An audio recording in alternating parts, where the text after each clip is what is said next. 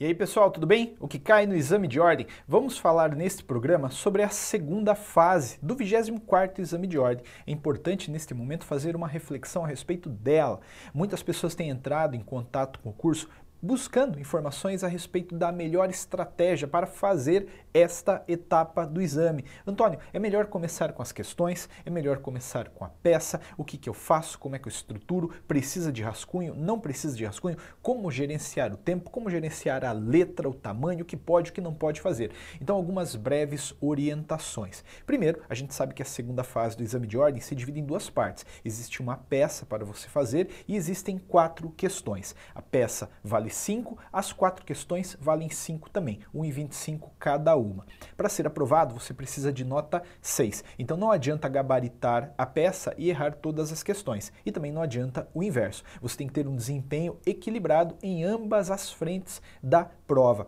Portanto, a preparação ela passa pela análise da parte processual, da matéria escolhida e também pelo direito material. Eu fiz isso, Antônio, estou aí na véspera, lá na hora da prova. O que você recomenda? Começar com a peça ou questões? Olha, eu sempre recomendo, primeiramente, dar uma olhada no global, né? Dar uma lida na prova, até porque aí vai baixando a adrenalina. Você viu os temas, se familiarizou com eles já, eles vieram à sua memória, vieram à sua recordação e agora é hora de começar a trabalhar. Na minha opinião, a estratégia melhor é começar com a peça, porque a peça ela leva mais tempo para ser realizada. Então comece pela peça que você tem que fazer. Tá, Antônio, mas eu faço o rascunho? Não faço? O que é um rascunho, né? O que esperar desse rascunho? Também já me perguntaram, eu tenho que fazer a peça inteira, escrever a peça inteira no rascunho e depois transportar para o caderno definitivo? Não acho isso viável, você perde um tempo muito grande. Quando a gente fala em rascunho, o rascunho ele significa o esqueleto da peça. Então, endereçamento para quem é o autor, quem é o réu, qual é a peça, qual é a fundamentação que você vai usar, quais pedidos você não pode deixar de lado, dá uma olhada no teu vademecum, nos artigos que você já selecionou nos estudos prévios, a marcação, ela é importante que a prova exame de ordem, há aulas específicas sobre marcação, a gente aposta muito nisso, né?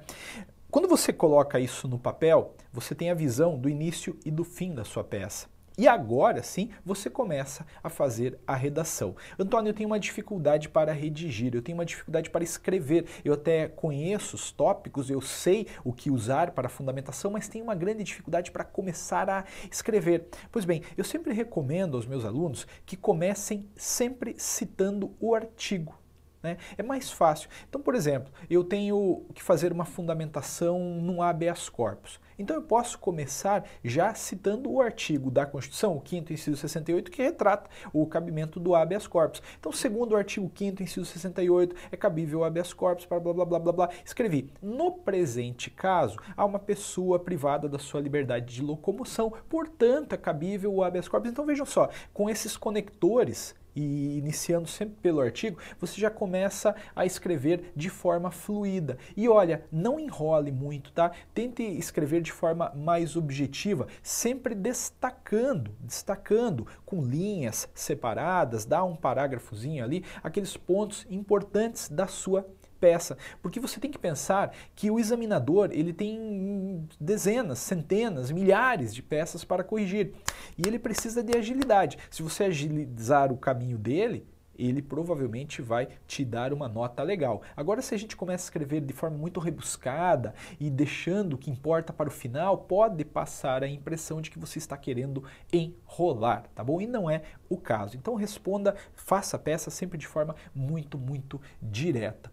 Os pedidos, eles devem ser todos colocados e o fechamento da peça também. Se você não concluir a peça, não vão ler a sua peça. Antônio, faltou só os pedidos. Esqueça, não vão corrigir a peça, tem que ser concluída, tá bom?